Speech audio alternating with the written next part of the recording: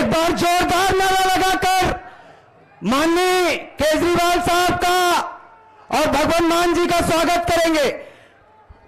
भारत माता की, भारत माता की। भ्रष्टाचार का एकीकरण, भ्रष्टाचार का एकीकरण। मान साहब संघर्ष करो। सभी साथी बैठ जाएं, सभी साथी बैठ जाएं। मैं कार्यक्रम की अगली कड़ी में, चूंकि हमारे अतिथि आ चुके हैं, तो मैं चाहूंगा कि सिंगरौली से आम आदमी पार्टी ने मध्य प्रदेश में खाता खोला है, तो वहां की महापौर हमारे बीच है। तो हमारे नेता, पार्टी के मुखिया, दिल्ली के मुख्यमंत्री माननीय अरविंद केजरीवाल जी का स्वागत बहन रानी अग्रवाल जी करेंगे।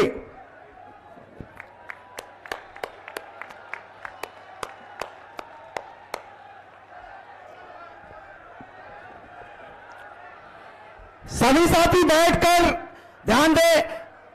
हमारे चुनाव प्रभारी माननीय बीएस जोन साहब, पंजाब के मुख्यमंत्री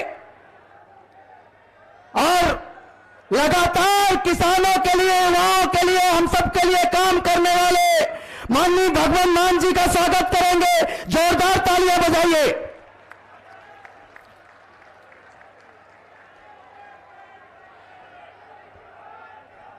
स्वागत की इस कड़ी में हमारे बीच में राष्ट्रीय संगठन महामंत्री और राज्यसभा सांसद माननीय संदीप पाठक जी उपस्थित हैं। तो मैं खुद उनका आप सबकी तरफ से स्वागत कर देता हूं।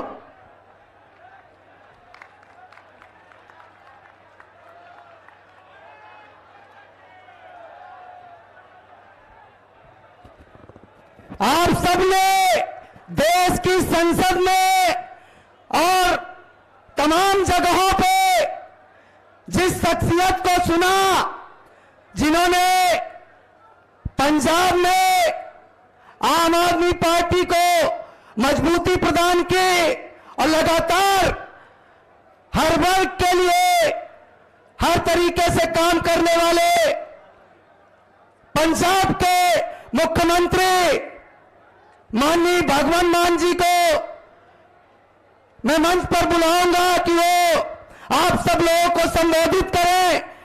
सबको ध्यान से सुनना है और उनके स्वागत के लिए, क्योंकि किसान उनका सबसे प्रिय सब्जेक्ट है। तो मैं चाहूंगा कि यहाँ के मध्य प्रदेश भी किसानी बहुल प्रदेश है, तो एक बार किसानों के लिए नारा लगा के माननीय भगवंत मान जी का स्वागत करूंगा। किसान एकता जिंदाबाद, किसान एकता जिंदाबाद। पंजाब के मुख्यमंत्री माननीय भगवंत मान जी मध्य प्रदेश के एक एक कार्यकर्ता को संबोधित करेंगे।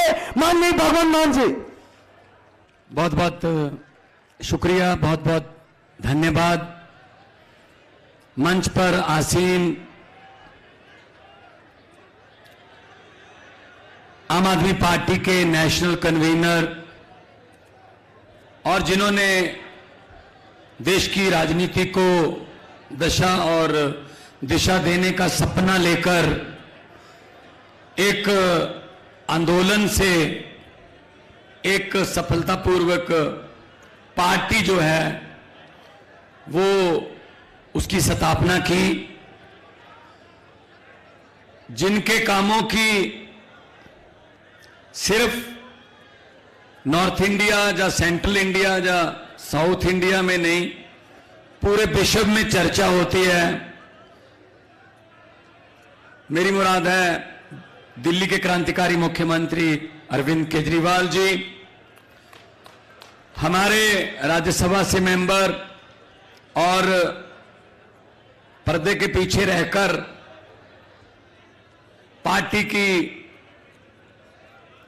रीढ़ की हड्डी को मनका करके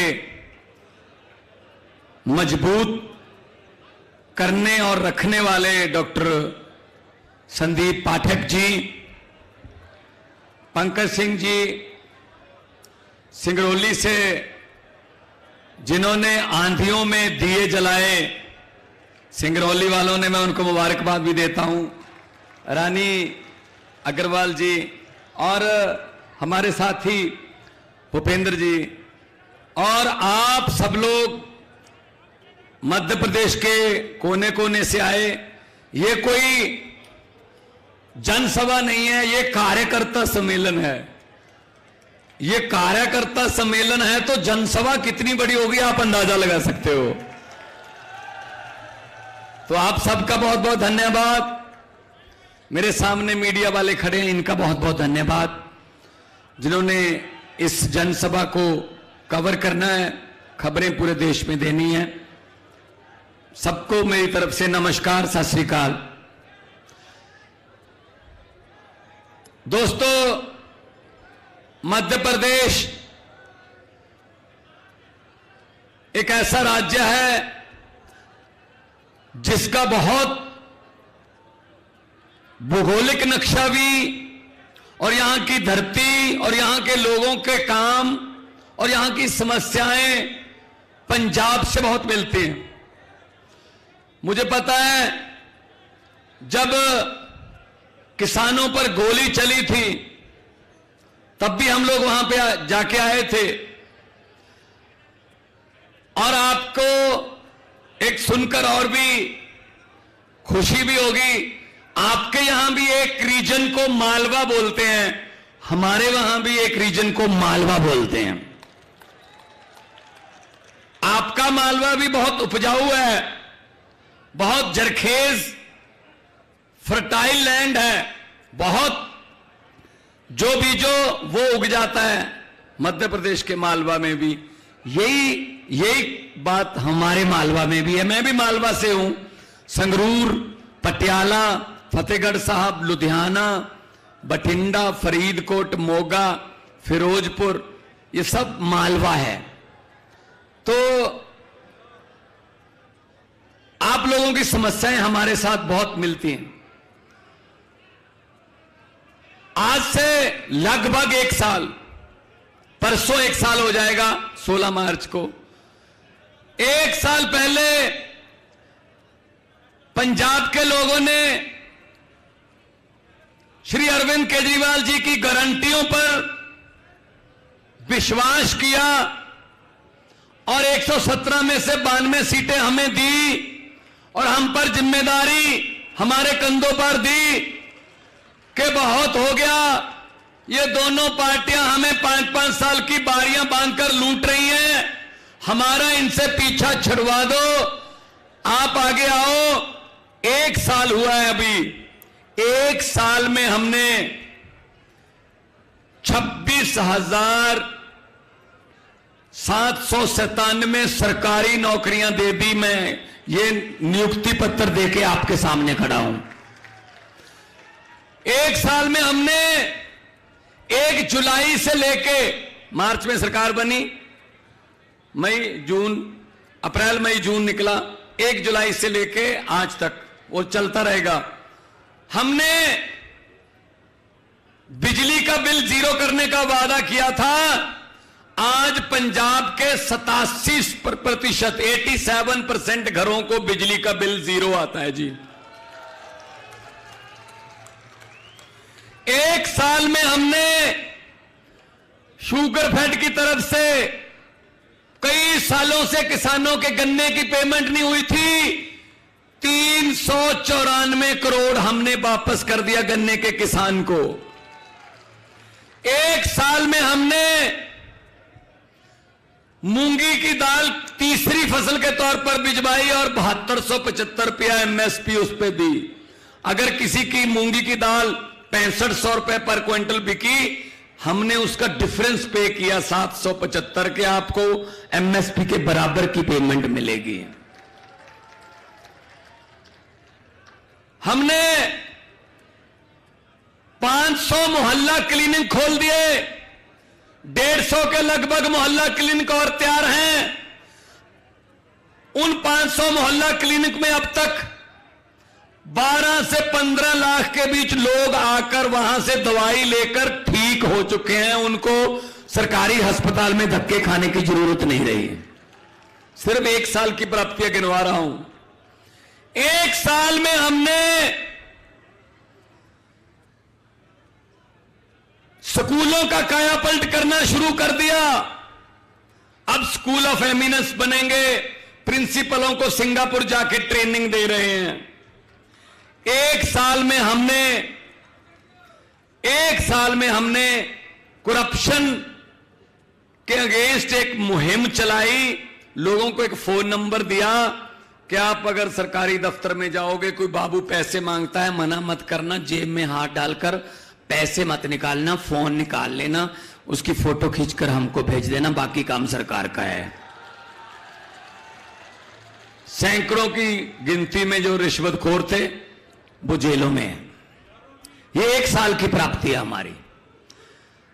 तो नीयत साफ हो तो सब कुछ हो सकता है।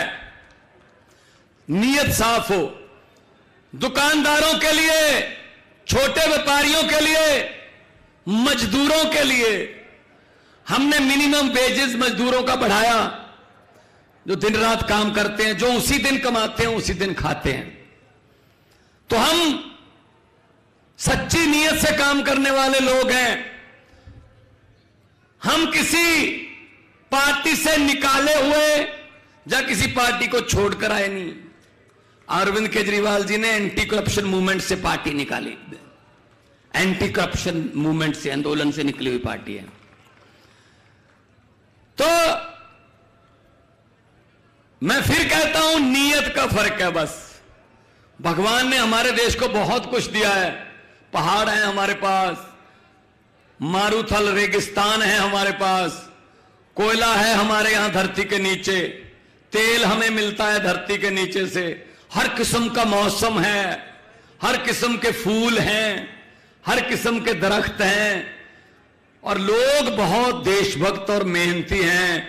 बस एक चीज की कमी रह गई, सच्ची नीयत वाले नेताओं की कमी रह गई। बस वो अगर पूरी हो जाए तो ये देश दुनिया का नंबर 1 देश बनेगा, पक्का बनेगा।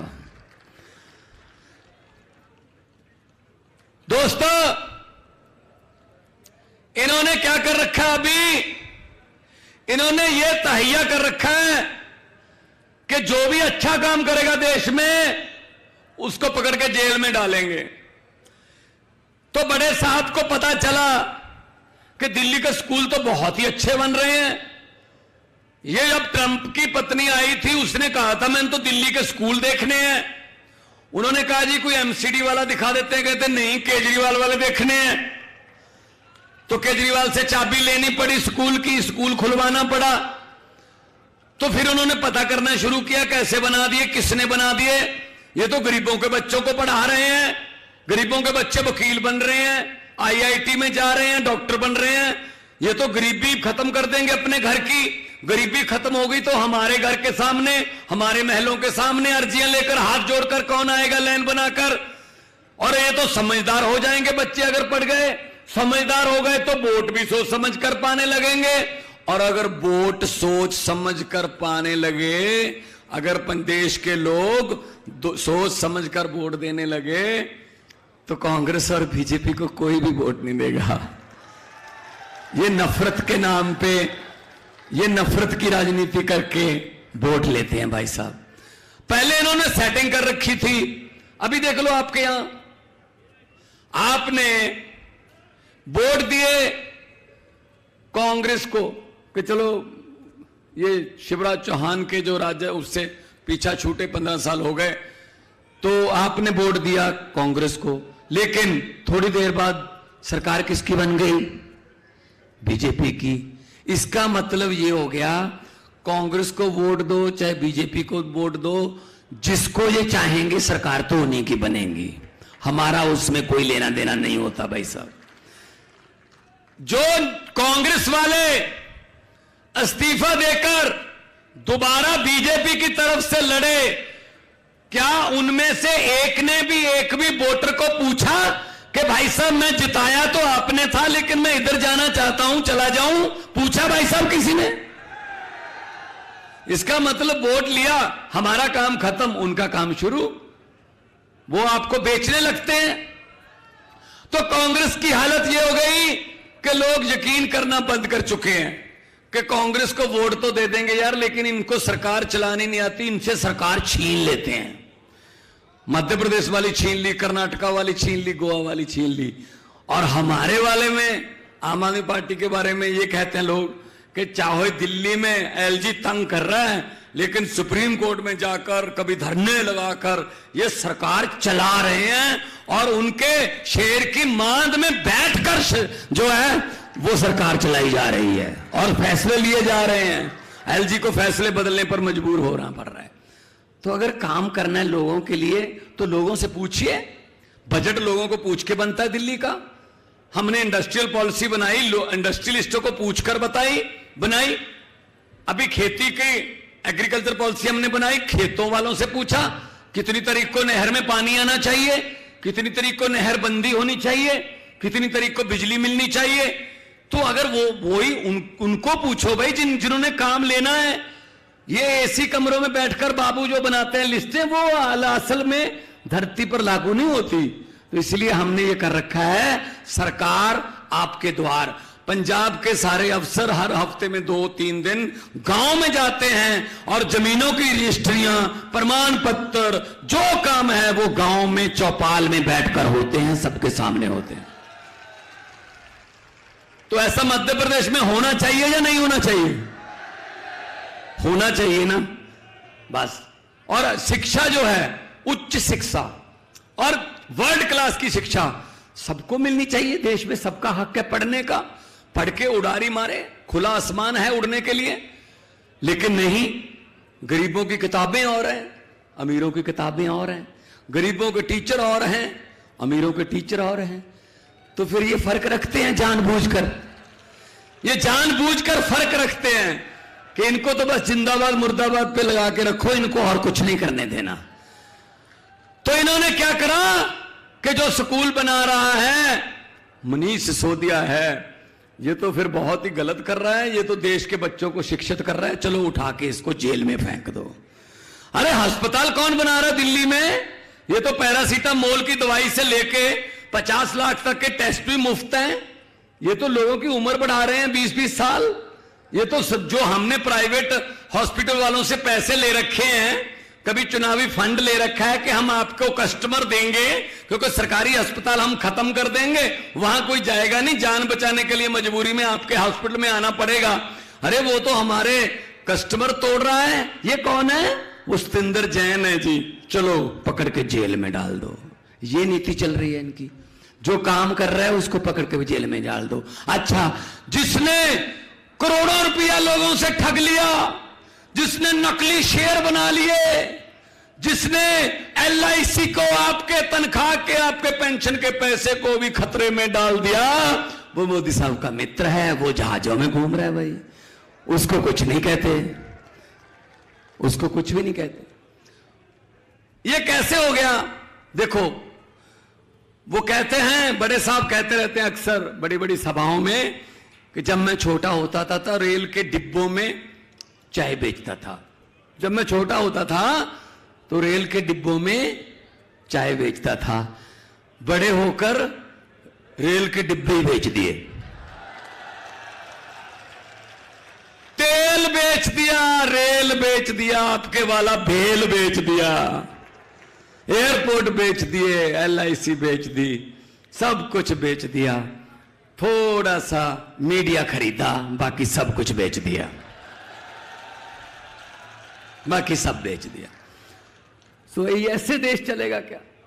जो अच्छा काम करना चाहता है, जो 130 करोड़ लोगों की जिंदगी बदलना चाहता है, तमन्ना रखता है, उसको भी हक है लोकतंत्र में कि वो अपना प्रोग्राम रखे। अगर प्रोग्राम लोगों को अच्छा लगेगा तो वोट मिल जाएंगे, वरना नहीं मिलेंगे। लोकतंत्र है। लेकिन नहीं, वो चाहते हैं हम ही हम। वो एक परिवार नियोजन का नारा है ना, हम दो हमारे दो। ये उसी नारे से चल रही है हमारी सरकार। ये दो और इनके दो, ऊपर वाले दो और नीचे अंबानी और अडानी, ये दो, बस हम दो हमारे दो। तो तो छोटे व्यापारी कहां क्या करेंगे? राज्यों के हक मारे जा रहे हैं। हमारा रूरल डेवलपमेंट फंड जो मंडियों में और मंडियों को आती हुई सड़कें बनाने में काम आता है, भाई साहब हमारा 9,000 करोड़ रुपया सेंटर दे नहीं रहा, दबा के बैठ गए। हमारा जीएसटी में हिस्सा जो बनता है वो नहीं दे रहे। क्यों भाई? आप राज्यों को ऐसे क्यों कर रहे हो? टैक्स हम इकट्ठा करके देते हैं और अपना ही पैसा लेने के लिए इनकी मिन्नतें करते हैं। ये जीएसटी आधी रात को 12 बजे लागू कर दी, बुला के, सभा बुला के। ये बहुत सारे काम आधी रात को करते हैं। कई तो मुख्यमंत्री भी आधी रात को ओथ लेते हैं, राज्यपाल को जुगा लेते हैं, एक बार ओथ दिलवा दे, बाकी देखेंगे कितने काम हैं, बाद सवेरे पूरे कर लेंगे। और कांग्रेस वालों से बात करते हैं, कांग्रेस वाले वैसी सेल पर हैं। कांग्रेस देश में अब चेंज नहीं है, कांग्रेस एक्सचेंज है। कांग्रेस को तो अपने हेड ऑफिस पे, बोर्ड पे लिख देना चाहिए, यहां पर लोगों द्वारा चुने गए विधायक सस्ते रेटों पर बिकते हैं। तो जीएसटी लागू कर दिया आधी रात को। जीएसटी क्या है? यहां छोटे दुकानदार भी बैठे होंगे। भाई साहब समझ आई किसी को जीएसटी क्या है, कहां लगती है, कहां से इसका पैसा मिलता है, कहां कितने परसेंट है? समझ आई? बड़े बड़े सीए नहीं समझ पा रहे, बड़े बड़े व्यापारियों को जीएसटी की समझ नहीं आ रही। जीएसटी तो वो है, एक टीचर ने, एक मास्टर जी ने स्कूल में जाके एक बच्चे से सवाल पूछा, खड़ा हो बेटा, एक नीम के दरख्त को, एक नीम के पेड़ को 2 केले लगे, जब आम पके तो खरबूजा हुआ, तो जब खरबूजा बड़ा होकर अंगूर बना, जब वो अंगूरों का गुच्छा नीचे गिरा तो कितने बेर थे? ये जीएसटी है। पेड़ नीम का है, लगे केले हैं, पका आम है, गिरे अंगूर हैं, गिनने बेर हैं। ये जीएसटी है बड़े साहब की। भाई साहब खुद तो ज्यादा देखते देखते नहीं है फाइलों को, जो अफसर बोलते हैं साइन कर देते हैं। तो ऐसे तो देश नहीं चलेगा ना। कितने फैसले ऐसे हो गए जो देश ने भुगते। नोटबंदी, अब खुद को तो पता नहीं इससे क्या हो जाएगा, अफसरों ने आके बता दिया सर साइन कर दो, इससे आतंकवाद कम हो जाएगा, इससे रिश्वतखोरी कम हो जाएगी। क्या नोट बदलने के बाद रिश्वतखोरी कम हुई? पहले 100-100 के और 500-500 के नोट थे। अगर किसी ने 1 लाख रुपए देने, किसी को रिश्वत देने के लिए 5 लाख रुपए देना था तो इतनी बड़ी गड्डी लेके जानी पड़ती थी। अब इतने से ही चल जाता है, 5 लाख है वो 1000-1000 2-2000 के कर दिए भाई साहब, इजी कर दिया बल्कि उनको। और साइन कर दिए साहब ने। लाइनों में कौन लगा? लाइनों में बड़ा व्यापारी नहीं लगा, लाइनों में रिक्शे वाला लाइन में खड़ा था, रेडी वाला लाइन में खड़ा था, मजदूर लाइन में खड़ा था। 150 आदमी, 150 भारतीय नागरिक लाइनों में खड़े खड़े मर गए भाई साहब। किसी को दिल का दौरा पड़ गया, कोई गर्मी में बेहोश हो गया, कोई, किसी को ठंड लग गई। तो मतलब क्या फायदा हुआ जी? और कहा बस इसके फायदे देखना, मुझे 50 दिन दे देना, फिर किसी चौक में खड़े कर लेना, मुझसे पूछ लेना। भाई साहब ना वो चौक आया, ना बड़े साहब आए, फैसला कर लिया 15 लाख रुपए हर घर में आ जाएगा। किसी ने बोल दिया बोल दो जी, कौन पूछता बाद में, बोल दो। तो 15 लाख रुपया आपके घर में आ गया? आया नहीं ना। 15 लाख की बात छोड़ो, जो हमारे घर में 2-3 हजार रुपया इमरजेंसी के लिए हमारी मां ने, बहन ने, मौसी ने संभाल के रखा हुआ था, वो भी निकाल कर ले गए नोटबंदी की वजह, वो भी निकाल कर ले गए। तो ऐसे तो देश नहीं चलेगा ना कि अफसर चलाएं और साहब आंखें बंद करके साइन कर दें। कुछ तो देश के लोगों के बारे में सोचें। पॉलिसीज बनाने से पहले उनका होमवर्क होना चाहिए। तो मैं यही कहने आया हूं, हमारे जो कन्वीनर है ना अरविंद केजरीवाल जी, इनका एक बहुत बड़ा फायदा है हमारी पार्टी को। दिल्ली को फायदा यह है कि बिजली फ्री है, पानी फ्री है, महिलाओं को बसों में सफर फ्री है, इलाज फ्री है, 300 करोड़ वाला जो ओवरब्रिज होता है वो 150 करोड़ में बन जाता है। फिर भी दिल्ली पर 1 रुपया भी कर्जा नहीं बढ़ने दिया, 1 रुपया कर्जा नहीं लिया। इसका एक कारण है, इसका कारण यह है कि ये IRS ऑफिसर हैं, इनकम टैक्स के कमिश्नर रहे हैं, इनको पता है पैसा कहां से लाना है और कहां देना है। जनता से ही लाना है और जनता को ही देना है। जनता से पैसा लिया टैक्स का, और टैक्स के पैसे को बिजली के रूप में, इंफ्रास्ट्रक्चर के रूप में जनता को ही दे दिया। और ये कहते हैं फ्री की रेवड़ी है। फ्री की रेवड़ी थोड़ी है, अपने नागरिकों को फैसिलिटी देनी, सहूलत देनी, ये रेवड़ी नहीं होती।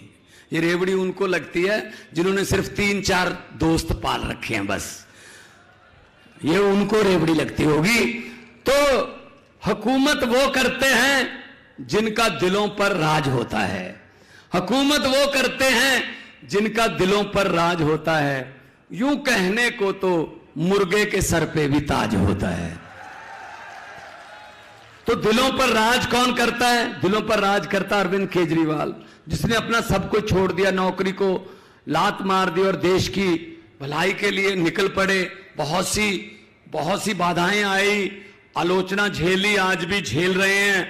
और त्रिपुरा के रिजल्ट आते हैं, नागालैंड के रिजल्ट आते हैं, खुशी मनानी होती है। दिल्ली में गालियां हमको दे देते हैं, आम आदमी पार्टी को, कि ये आम आदमी पार्टी ऐसे करती है। तो हम त्रिपुरा नागालैंड लड़े भी नहीं भाई साहब, फिर भी हमको बड़े साहब हमारे बारे में बोलते रहते हैं कि इनको अंदर कर देंगे, अब इसकी बारी है, इसकी बारी है। मैं उनको कहना चाहता हूं कि शाख से टूट जाएं, शाख से टूट जाएं, हम वो पत्ते नहीं, आंधियों को कह दो अपनी औकात में रहें।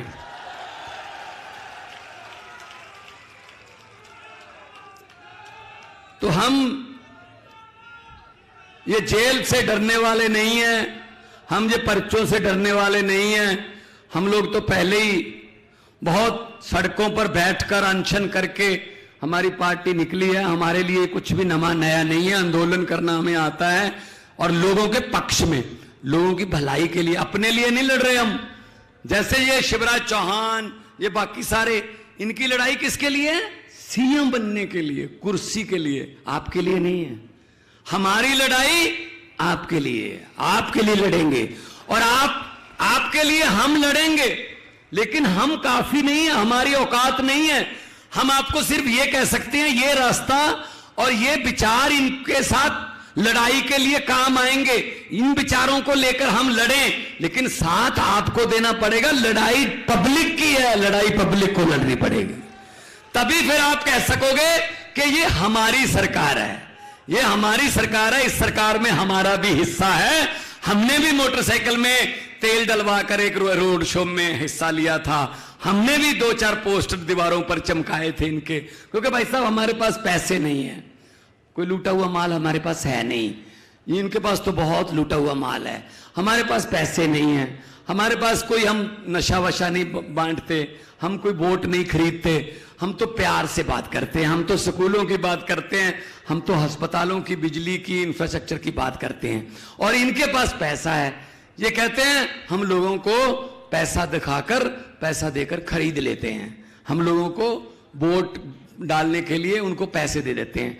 मैं आपको बताना चाहता हूं, ये आपके घर पे भी आएंगे, वोटों के आसपास आएंगे। जब वोट आसपास आ गए ना, 15 दिन 20 दिन रह गए, तब ये आपके घरों पर आएंगे और आपको लालच देने आएंगे, आपको पैसे देने आएंगे। मेरी हाथ जुड़ के मध्य प्रदेश वालों को बेनती है कि जब ये पैसे देने आए, कृपया मना मत करना।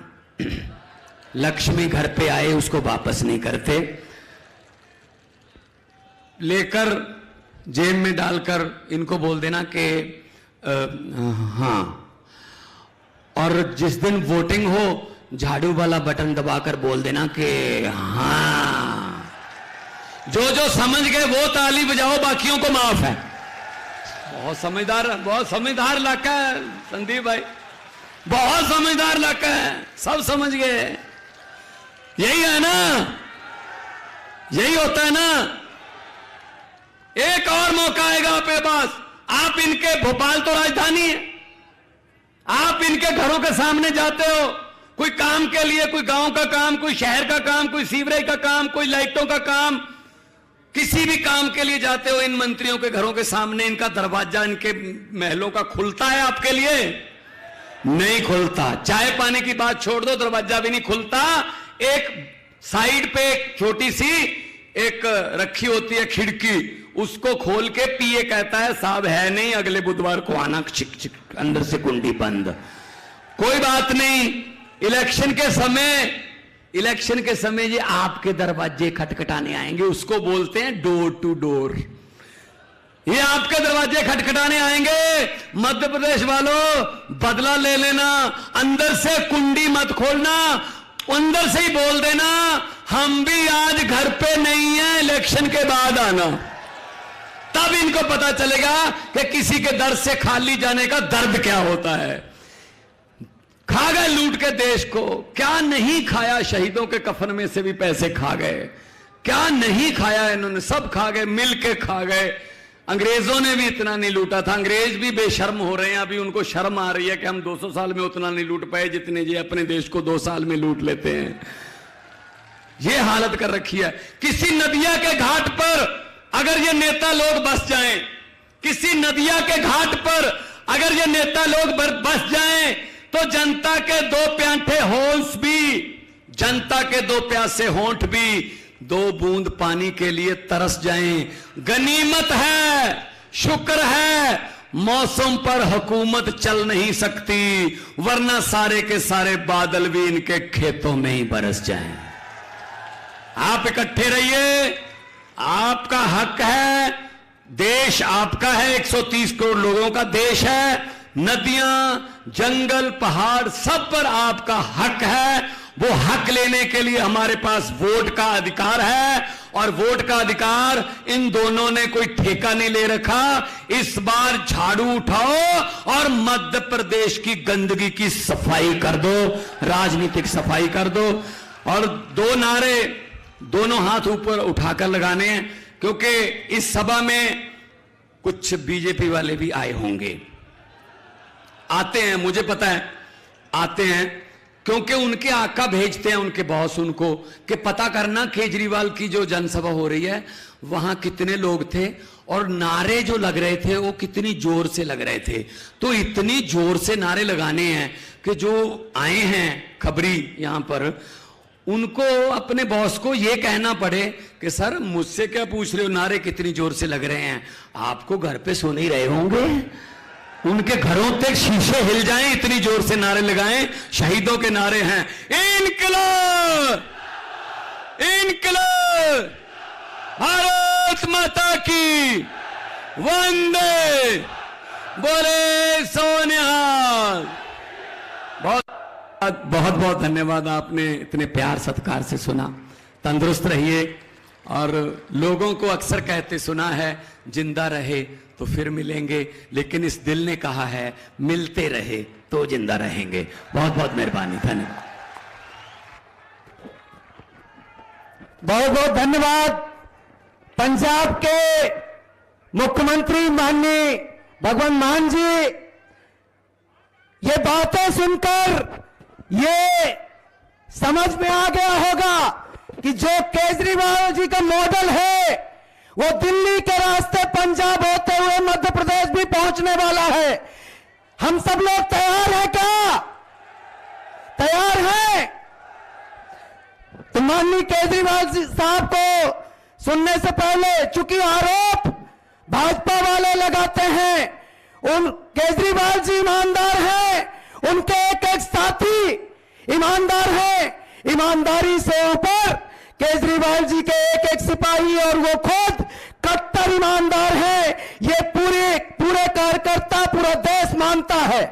तो साथियों, जो आरोप हमारे बड़े नेता मनीष सिसोदिया जी पर लगे या सत्येंद्र जैन जी पर लगे, वो ईमानदारी से काम कर रहे थे। केजरीवाल जी ने जो हम सबको सिखाया, उस रास्ते पे सब लोग चल रहे थे। तो उनको कहीं ना कहीं जिस तरीके से फंसाया गया, मैं एक पंक्ति जरूर कहना चाहूंगा। हमारी नीयत साफ है, हमारे नेता की नीयत साफ है, हमारे ऊपर बैठे नेताओं की नीयत साफ है। तो ये जो खेल चल रहा है, तो उनके लिए कहना चाहता हूं कि चमन को सींचने में चमन मतलब देश। चमन को सींचने में झड़ गई कुछ पत्तियां होंगी, चमन को सींचने में झड़ गई कुछ पत्तियां होंगी। यही इल्जाम हम पर लगा है बेवफाई का, यही इल्जाम हम पर लगा है बेवफाई का। अरे भाजपा वालों, मगर कलियों को रोज डाला अपने हाथों से जिनने, मगर कलियों को रोज डाला अपने हाथों से जिनने, वही दावा किए हैं इस चमन की रहनुमाई का, वही दावा किए हैं इस चमन की रहनुमाई का। साथियों, अरविंद केजरीवाल जी वो आदमी है, ना तो भाजपा के रोकने से रुकने वाले हैं, ना तो मोदी के रोकने से रुकने वाले हैं। फिर तो मामा की क्या औकात है हम सब लोग जानते हैं। मैं ज्यादा नहीं कहूंगा, अपने नेता को बुलाने से पहले आप लोगों से, अगर मध्य प्रदेश का एक एक कार्यकर्ता, एक एक साथी केजरीवाल जी के मॉडल को मध्य प्रदेश लाना चाहता है, अपने लाडले नेता को पीछे तक नारा लगाकर आप आवाज, बुलंद आवाजों से बुलाइएगा। मैं जोरदार नारा लगाना चाहता हूं, भ्रष्टाचार का अधिकाल। पीछे तक जितने साथी हैं सबकी आवाज निकलनी चाहिए। भ्रष्टाचार का अधिकाल, भ्रष्टाचार का अधिकाल। जननायक माननीय अरविंद केजरीवाल जी को मैं आमंत्रित करूंगा संबोधित करने के लिए।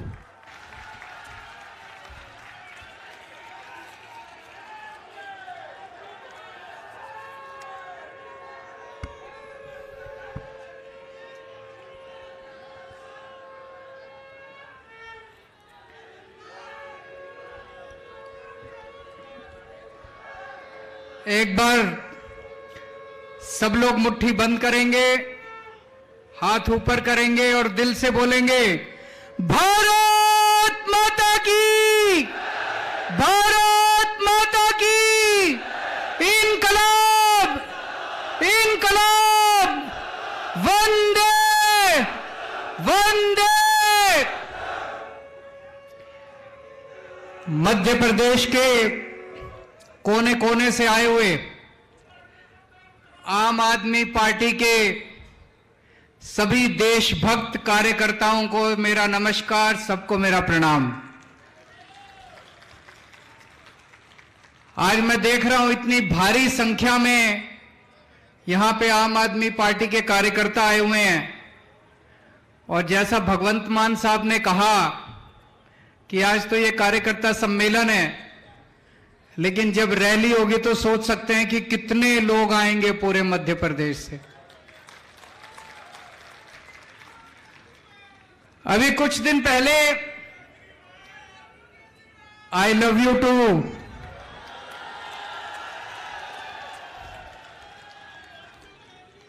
बहुत बहुत शुक्रिया।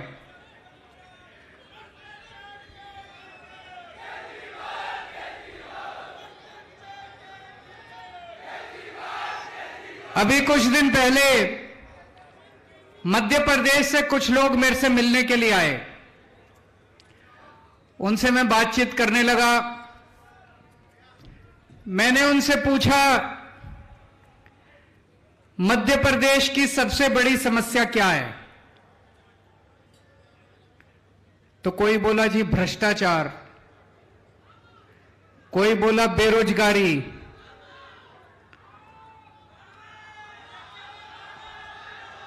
क्या बोल रहा हूं, मामा,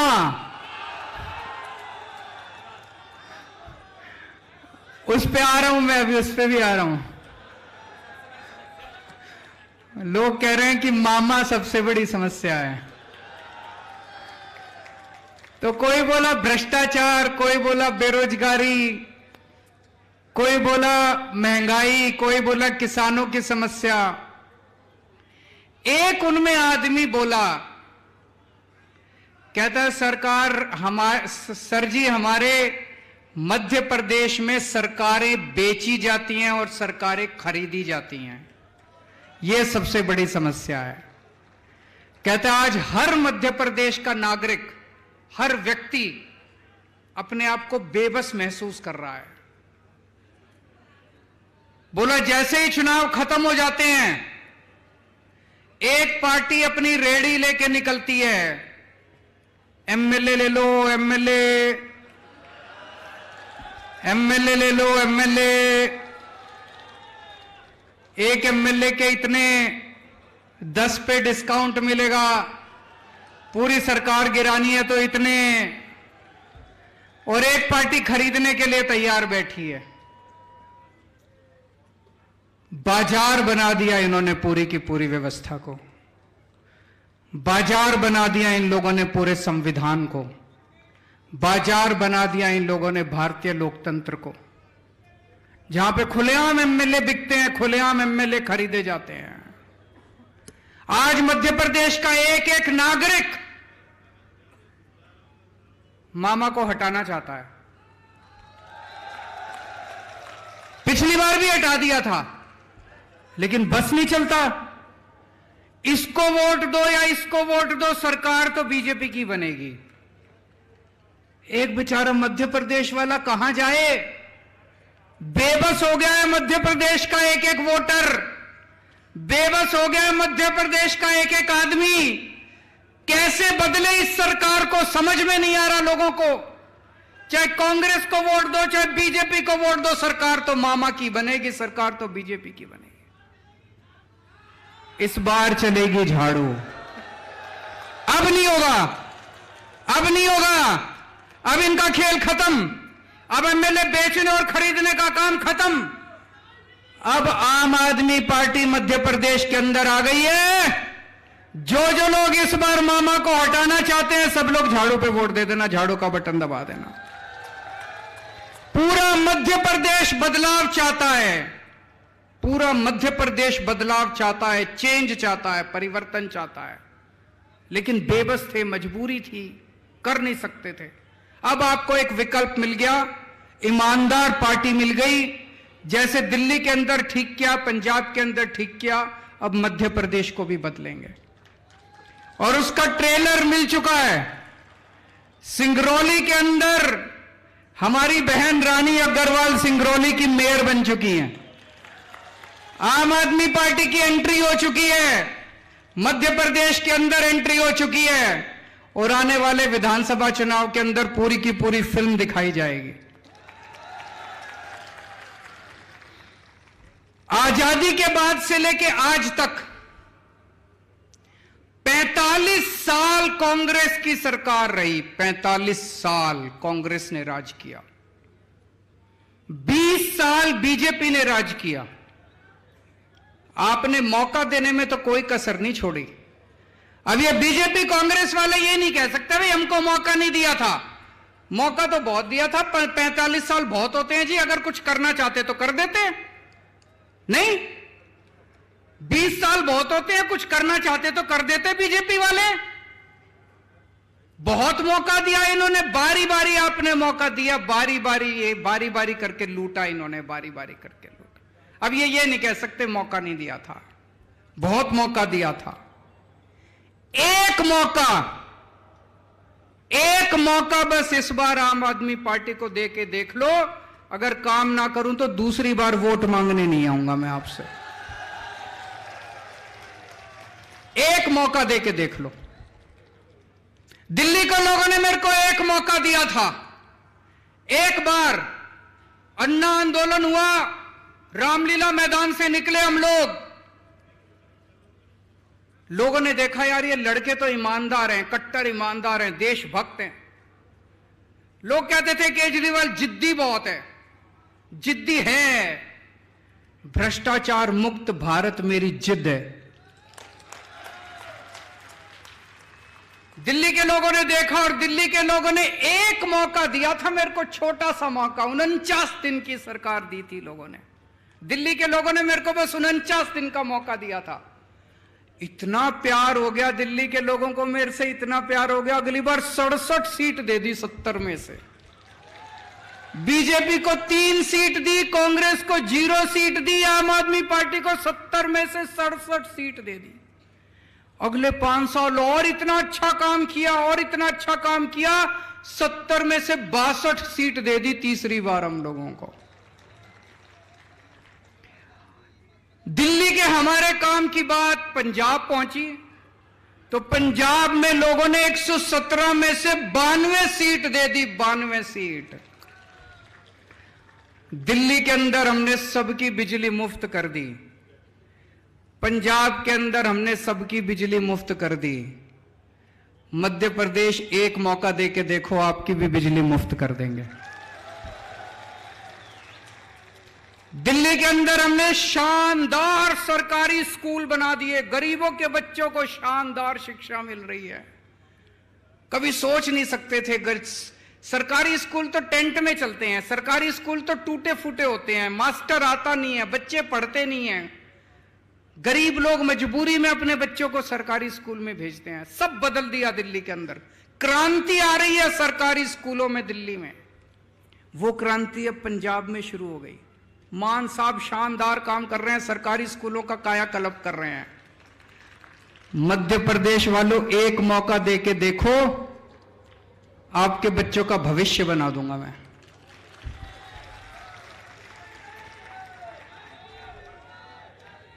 दिल्ली के अंदर गली गली में मोहल्ला क्लिनिक खोल दिए हमने,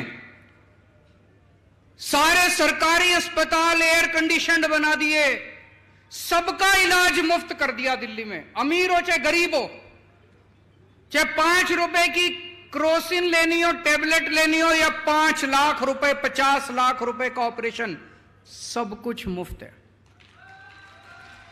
भगवान ना करे आपके घर कोई बीमार हो, लेकिन अगर बीमार हो जाए दिल्ली में कोई, तो चिंता करने की जरूरत नहीं है। आम आदमी पार्टी की सरकार है, सारा खर्चा, सारी दवाइयां, सारे टेस्ट, सारा ऑपरेशन सब मुफ्त होता है।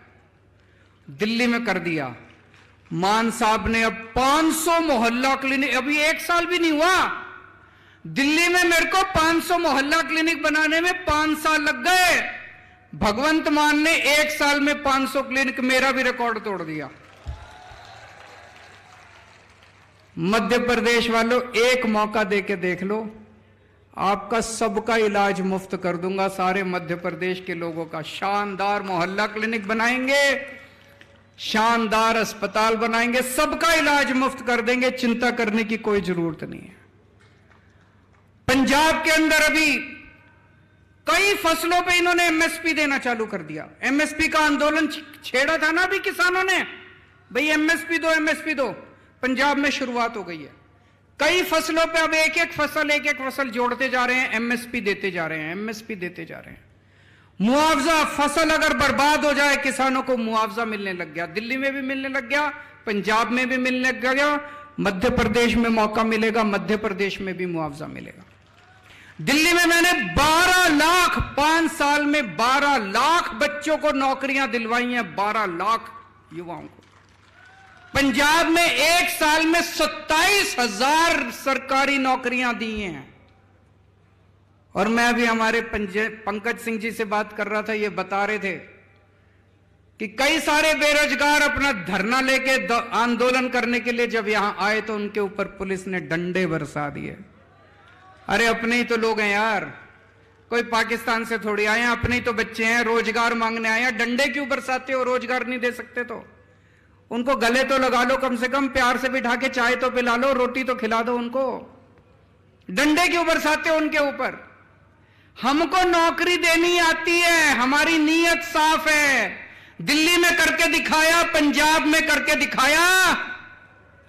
मध्य प्रदेश के युवाओं से मेरी अपील है, एक मौका देके देख लो, आपको सबके लिए नौकरी का इंतजाम कर दूंगा मैं। जितने कच्चे कर्मचारी थे, बहुत सारे कच्चे कर्मचारी होते हैं ना सरकार में, होते हैं कि नहीं होते? उनकी सबकी एक ही मांग होती है, हमको पक्का करो, हमको पक्का करो। मान साहब ने अभी 25,000 सरकारी कर्मचारियों को पक्का कर दिया। मध्य प्रदेश में जितने कच्चे कर्मचारी हैं सबको पक्का कर देंगे दोस्तों। हमें काम करना आता है। इस देश के अंदर एक नई किस्म की राजनीति शुरू की है हमने। पहले होती थी धर्म की राजनीति, जात की राजनीति, गाली गलौज की राजनीति, भ्रष्टाचार की राजनीति।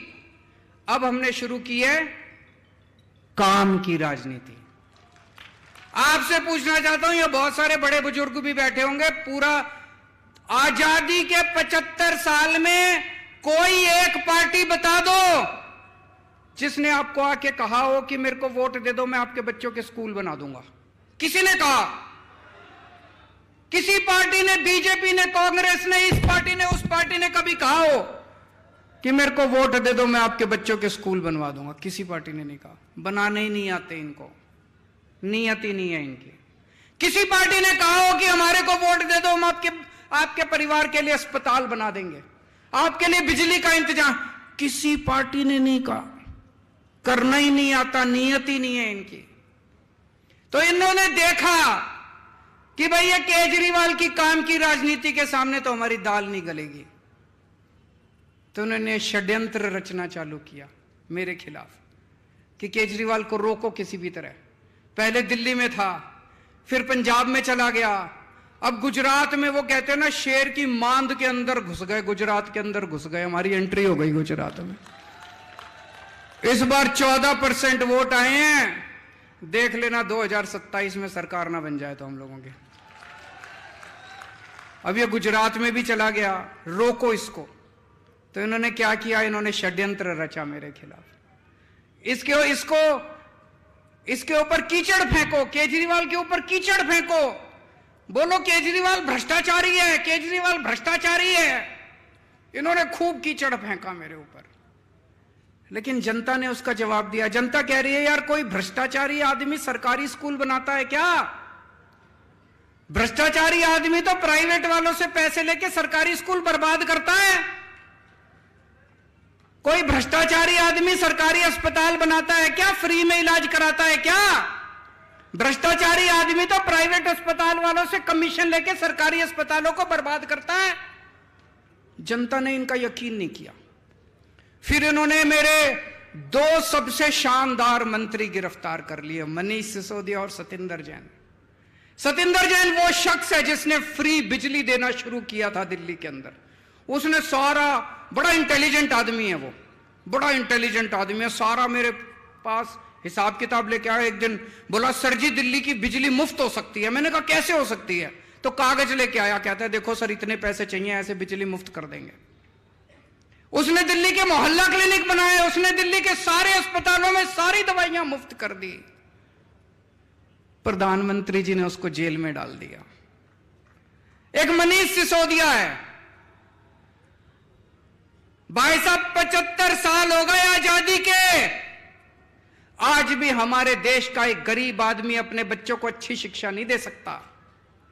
दिल्ली छोड़ दो, पंजाब छोड़ दो, बाकी पूरा देश उठा के देख लो, कहीं सरकारी अस्पताल अच्छे हो? सरकारी अस्पतालों की दुर्दशा हो रही है। 10 लाख सरकारी अस्पताल है हमारे देश में, 18 करोड़ बच्चे पढ़ते हैं सरकारी स्कूलों के अंदर। 18 करोड़ बच्चों का भविष्य अंधकार के अंदर है देश के अंदर। पूरे देश में सरकारी स्कूलों का बुरा हाल है। 75 साल के बाद भगवान ने एक शख्स भेजा, मनीष सिसोदिया। उसने दिल्ली के अंदर सरकारी स्कूलों में कमाल करके दिखा दिया। भाई साहब आप जितने लोग हैं, मैं मजाक नहीं कर रहा, मैं आपको न्योता दे रहा हूं, आप दिल्ली आओ, दिल्ली के किसी सरकारी स्कूल में घुस जाना, आपको यकीन नहीं होगा, शानदार 5 स्टार बिल्डिंग है हमारे सरकारी स्कूलों की। 99.7% नतीजे आए हैं। सरकारी स्कूलों के बच्चे इंजीनियर बन रहे हैं, डॉक्टर बन रहे हैं, रिक्शे वालों के बच्चे डॉक्टर, इंजीनियर, वकील बन रहे हैं। लोग अपने बच्चों को प्राइवेट से निकाल के, बड़े बड़े प्राइवेट स्कूलों से निकाल के अब सरकारी स्कूलों में भर्ती करा रहे हैं। और प्रधानमंत्री जी ने मनीष सिसोदिया को जेल भेज दिया। उस दिन मेरे को लगा, जिस दिन प्रधानमंत्री जी ने मनीष को जेल भेजा, कि देश के प्रधानमंत्री पढ़े लिखे तो होने चाहिए।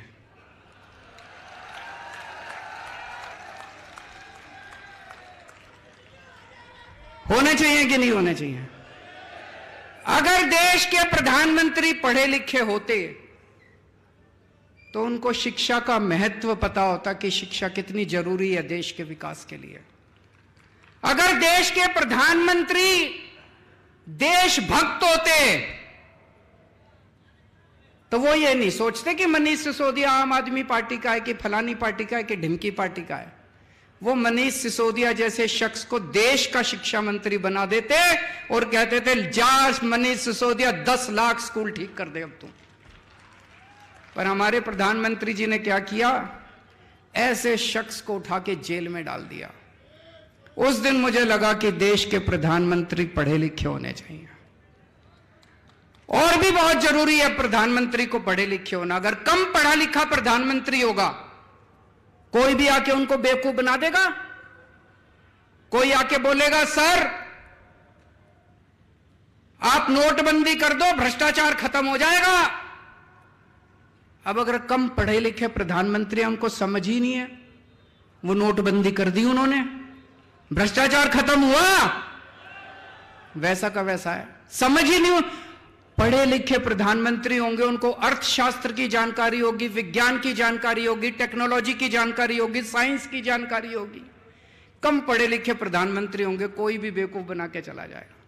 कोई आके बोलेगा प्रधानमंत्री जी नोटबंदी कर दो, आतंकवाद खत्म हो जाएगा। हुआ आतंकवाद खत्म, लाइनों में लगा दिया, पूरे देश में धंधे बंद हो गए, चौपट हो गया पूरा देश। इतनी बेरोजगारी हो गई, लोगों के धंधे बंद हो गए, लाइनों में लोग मर गए। ना भ्रष्टाचार खत्म हुआ, ना आतंकवाद खत्म हुआ। कम पढ़े लिखे प्रधानमंत्री होंगे, कोई आके कहेगा प्रधानमंत्री जी सबसे थाली बजवाओ, जो तरंगे निकलेंगी उससे कोरोना भाग जाएगा। पूरे देश से थाली बजवा दी, चम्मच थाली सारा देश। बोले प्रधानमंत्री कह रहे हैं तो होगा ही कुछ, भागा कोरोना। इसीलिए मैं कह रहा हूं देश के प्रधानमंत्री को पढ़े लिखे होना बहुत जरूरी है। आज यहां पे मध्य प्रदेश में इतना भ्रष्टाचार है, व्यापम घोटाला। मुझे लगता है आजाद भारत का सबसे बड़ा घोटाला होगा। कोई कह रहा 8,000 करोड़ का, कोई कह रहा 10,000 करोड़ का। 45 से ज्यादा लोग मर गए। प्रधानमंत्री जी ने किसी को जेल नहीं भेजा। क्यों? अपने थे सारे, अपने थे सारे। प्रधानमंत्री जी को मनीष सिसोदिया को जेल भेज दिया, व्यापम घोटाला दिखाई नहीं दिया। कोई मेरे को कह रहा था यहां पे एक WCD women and child department, उसमें 100 करोड़ का घोटाला हो गया। मामा जी उसके मंत्री हैं, उसमें फर्जी आंगनवाड़ी, फर्जी लाभार्थी, सारा फर्जीवाड़ा। 2200 करोड़ का कटनी हवाला। मेरे को आज मैं आ रहा था, कई सारी लिस्ट देके गए हैं लोग, इतने घोटाले, इतने घोटाले। किसी को जेल नहीं भेजते प्रधानमंत्री जी, किसी को जेल नहीं भेजते। पुरानी पिक्चरों में देखा होगा आपने, पुरानी पिक्चरों में क्या होता था, एक विलेन होता था, एक गुंडा होता था, एक ईमानदार इंस्पेक्टर होता था। गुंडा बड़ी कोशिश करता था ईमानदार इंस्पेक्टर को अपने कब्जे में करने की, मानता ही नहीं था। फिर वो इंस्पेक्टर को बुलाता था गुंडा, टेबल पे रखता था एक तरफ नोट और एक तरफ बंदूक। इंस्पेक्टर को कहता था या तो नोट ले ले और या बंदूक से तेरी गोली मार के हत्या कर दूंगा। होता था ना पिक्चरों में। यही बीजेपी ने कर रखा है। वो सारे देश के सारे ऑपोजिशन वाले नेताओं को कह रहे हैं या तो बीजेपी में आ जाओ, भ्रष्टाचार करो, खूब करो। हम रोक नहीं रहे, बीजेपी ये नहीं कहती भ्रष्टाचार मत करो, बीजेपी में आके करो। बोले हमारे घर में आके करो, भ्रष्टाचार करो, खूब खुल के करो, कोई रोकने वाला नहीं है, कोई सीबीआई नहीं, कोई ईडी नहीं, कोई इनकम टैक्स नहीं, कोई पुलिस नहीं, कुछ नहीं, कोई एंटी करप्शन नहीं, कोई विजिलेंस नहीं। भ्रष्टाचार करो, मोदी जी की पार्टी में आके करो, बाहर नहीं करना। या तो बीजेपी में आ जाओ और या जेल जाओ। जैसे वो कहता था या तो नोट ले ले और या बंदूक, ऐसे अब बीजेपी वाले मोदी जी कहते हैं या तो मेरी पार्टी में आ जाओ और या फिर जेल जाओ। ये धंधा चला रखा है इन लोगों ने। ईमानदारी क्या होती है मैं बताता हूं आपको। कट्टर ईमानदारी। अभी पंजाब के अंदर हमारे अपने एक मंत्री सेहत मंत्री, हेल्थ मिनिस्टर पंजाब के अंदर हमारी सरकार है, हमारी कैबिनेट है, मान साहब मुख्यमंत्री हैं। एक दिन भगवंत मान को कहीं से पता चला कि उनका सेहत मंत्री कुछ गड़बड़ कर रहा है। अभी मीडिया को नहीं पता था, विपक्ष को भी नहीं पता था। मान साहब चाहते तो दबा देते, पर मान साहब कट्टर ईमानदार आदमी है, कट्टर ईमानदार पार्टी के नेता हैं। उन्होंने दबाया नहीं। क्या किया उन्होंने? पुलिस बुला के अपने खुद के मंत्री को जेल भेज दिया। हम कहते हैं ईमानदार रहना है, चाहे हमारी पार्टी में रहो चाहे उस पार्टी में। अभी सारे पंजाब के अंदर जितने पुराने चोर थे, चाहे कांग्रेस में हो चाहे बीजेपी में हो, सबकी लाइन लगी पड़ी है, एक एक करके सारे जेल जा रहे हैं, सबको जेल भेज रहे हैं ये, चाहे हमारे वाले हो। अभी थोड़े दिन पहले एक हमारा एमएलए वो पकड़ा गया। इन्होंने, आप देखा, मेरे साथ बैठे थे गाड़ी में, आप देखा ना ताब, इन्होंने तुरंत पुलिस कमिश्नर को फोन करके कहा एमएलए को गिरफ्तार कर लो। हमारा अपना एमएलए था। मोदी जी, ये होती है ईमानदारी। जो तुम कर रहे हो वो ईमानदारी नहीं कर रहे, तुम कर रहे हो वो भ्रष्टाचार मुक्ति नहीं कर रहे। हम अपने वालों के खुद के खिलाफ भी एक्शन लेने की हिम्मत करते हैं। ये आज सारे हमारे पीछे, सारी पार्टियां हमारे पीछे पड़ी हैं, लेकिन जनता हमारे साथ है। जनता देख रही है कि ये अकेली पार्टी है जो देश के लिए लड़ रही है, ये अकेली पार्टी है जो ईमानदारी के लिए लड़ रही है। दोस्तों, यहां जितने कार्यकर्ता आए हैं, मैं सबको कहना चाहता हूं कि आप लोगों को सरकार जरूर बनेगी मध्य प्रदेश के अंदर, आपकी सरकार जरूर बनेगी, झाड़ू से जरूर सफाई होगी, लेकिन मेहनत करनी पड़ेगी। करोगे मेहनत? एक एक घर में जाना पड़ेगा, बैठना पड़ेगा, सबको समझाना पड़ेगा, रात दिन मेहनत करनी पड़ेगी, सारे जनता को साथ लेना पड़ेगा, और अंत में मेहनत का नतीजा जरूर मीठा होगा। भगवान आपके साथ है, क्योंकि आप सत्य के रास्ते पे चल रहे हो, आप ईमानदारी से काम कर रहे हो। हमारी ईमानदार पार्टी है, भगवान हमारे साथ है।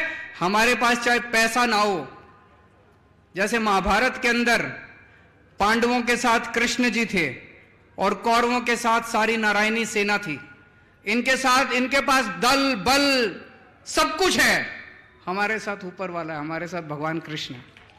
भारत माता की